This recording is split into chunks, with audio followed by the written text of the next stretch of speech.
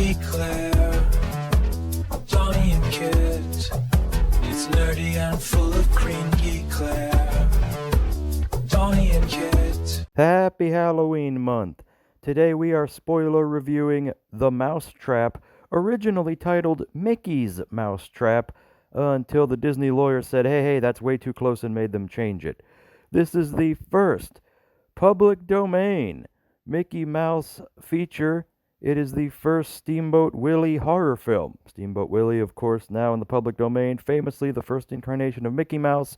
And now anyone can make a Steamboat Willie thing. You can, I can, and Disney can't do anything about it, as long as it's the Steamboat Willie version of Mickey. And boy, does this movie really push that envelope. First biggest positive and negative for the film, they never actually say Steamboat Willie in this movie. They call him Mickey Mouse, and they try to tell you, oh my god, that's a 1928 Mickey Mouse mask, when clearly, no, it isn't.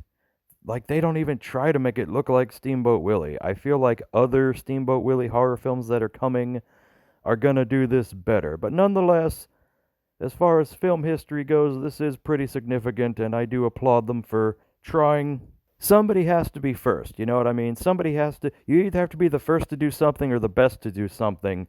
And these guys were the first to do a public domain Mickey Mouse thing, and, well, it was an attempt. And we'll get into that here for sure. This film was released in August, but, first positive for the film, it's set on Friday the 13th. It is a Friday the 13th horror movie. You can watch it right alongside Jason and other Friday the 13th era films. That's a big positive for me. You guys know I like the holiday horror. First biggest negative for the film, though, the opening. The opening generic space crawl. At first, I was all in. This movie was already kind of a middle finger to Disney and Mickey Mouse and all that, and the public domain usage. And then when they opened with the space crawl, I was like, oh, that's kind of punk rock. That's a double middle finger to them. But then the joke ran on way too long. 1 minute and 18 seconds of a generic space crawl opening that wasn't that funny to begin with. And a minute 18 is a lot of time in a movie that's less than an hour and a half, really. So I feel like they wasted some time on that. But then we get to meet the main character, Alex, played by Sophie McIntosh. I thought she did a very good job in this movie. I also liked Ryan, played by Ben Harris. I thought he did a good job being the kind of douchey, drunken frat bro friend of the group. Rebecca, played by Mackenzie Mills. I wasn't too crazy about her performance, which is unfortunate because we get a lot of her in this movie. They do that thing where it's the future and she's telling events that happened in the past to the police officers. And boy, does a lot of it not make sense. They try to make it make sense. Oh, Alex told me this part. Oh, I was hiding and I saw this part from over here, even though my character is not in the scene. They try to do that, but there's still a lot of instances where it just doesn't make sense for her to know these things, unless she was involved with the murder spree. So that kinda could be considered a spoiler, possibly right there, but we'll get to that. It's Alex's birthday. She's told she has to work late, only to find out that actually the party that booked at the last minute was her own surprise party that her friends booked. It's her 21st birthday. Her and her friends, they're drinking, they're partying at this arcade that she works at. They were clearly going for some Five Nights at Freddy's vibes there. I don't know that they achieved that. There's also a hilarious error where you can see a kid in the background at one point playing a game, even though the place in movie universe is supposed to be closed at that point. I don't know if they rented like a Dave & Buster's or where they actually shot this, but it's hilarious. You can see somebody actually just hanging out playing a game at one point. That was kind of funny. This movie, honestly, the editing, I don't know if it's the editing or the writing, but there was a lot of questionable stuff like that in the film throughout. That's another negative for me. For instance, they leave a flub in the movie at one point, and I'm not even talking about the famous flub from the trailer when the guy goes, like, if this was a horror movie, you never say I'll be right back, because then you don't. That flub is still in there, despite the trailer and everybody dunking on that line. They kept it in there. I don't know why. It was not that funny. It was funny when Scream did it back in 1996, but that was a while ago. Speaking of the editing or the writing, I don't know which, there's a point where the Steamboat Willie character goes, "You'll never trap me," several minutes before the characters go, "Hey, you know what we should do? Trap him." It didn't make sense to me why they did that. I think this thing needed another pass, needed another edit, needed another revision on the writing. I don't know what it was, man. There were some flaws with this one for sure, but getting back to the positives, this movie did somewhat subvert my expectations. From the trailer, you assume it's just a person in a Mickey Mouse mask and a hockey jersey running around being a slasher, right? Well, it is and it isn't. There's a supernatural element here. Somebody gets essentially possessed by the spirit or whatever of Steamboat Willie. Well, I say somebody. It was appropriately enough, it was the writer Simon Phillips. He plays the owner of the arcade, credited as Tim Collins.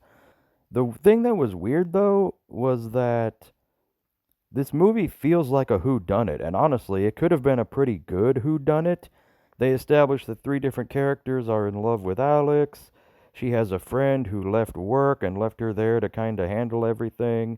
You would be left wondering, well, who done it? It could be this person, it could be that person. But the problem is, we the audience already know who done it. We saw who got possessed. It was Tim Collins. We saw that. We saw them get possessed. We saw them put on the Mickey Mouse mask collectible thing that really isn't a collectible.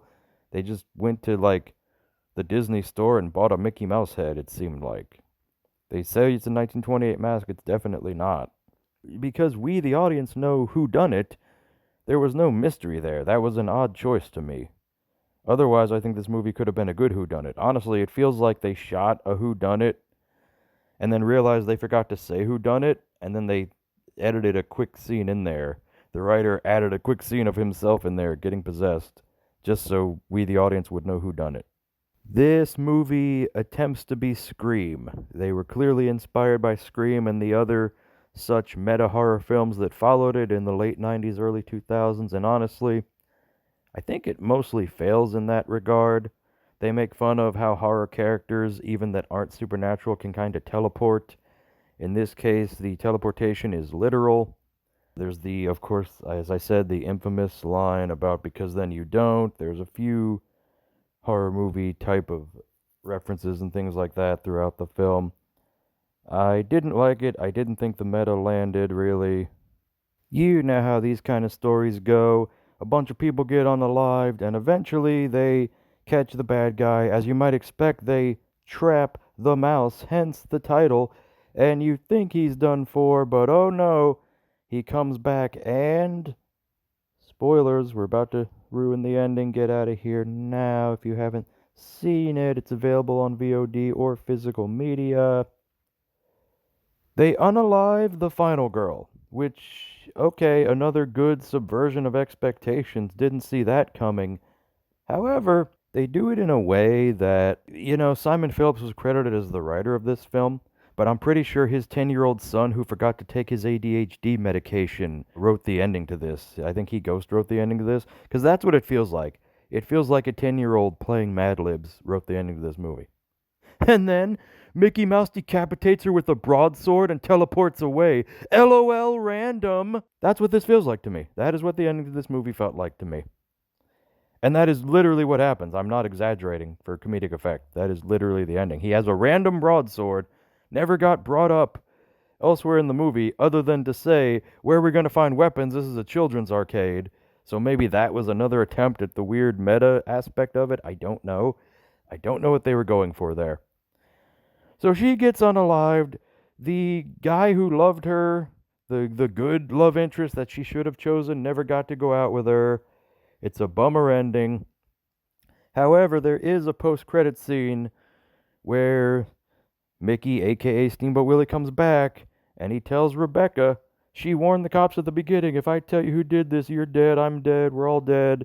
Well, we don't know where the cops are at the end. We can assume perhaps they were unalived off screen as well.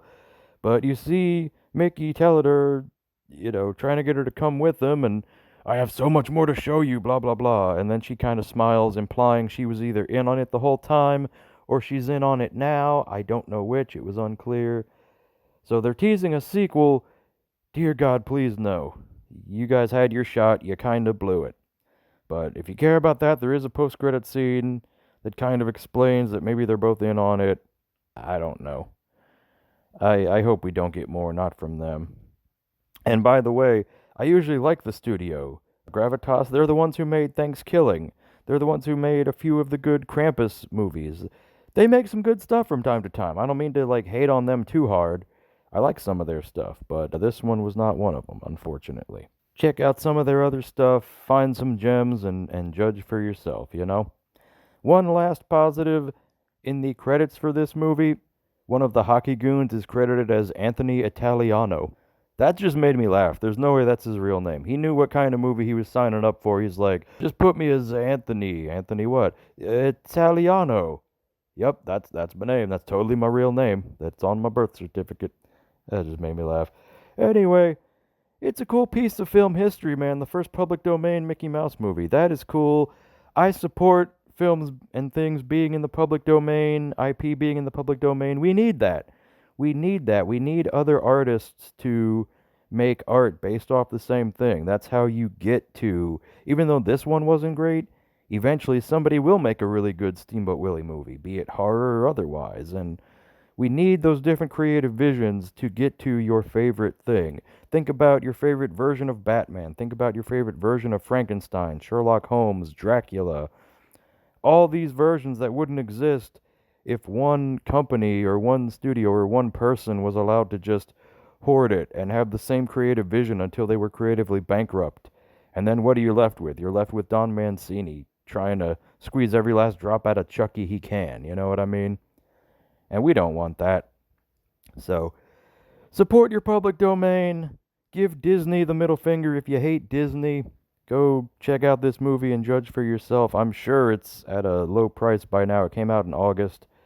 It's probably going to be on sale for Halloween. Watch it. Judge for yourselves. Happy Halloween. And come back soon and take another bite of the GeeKlare.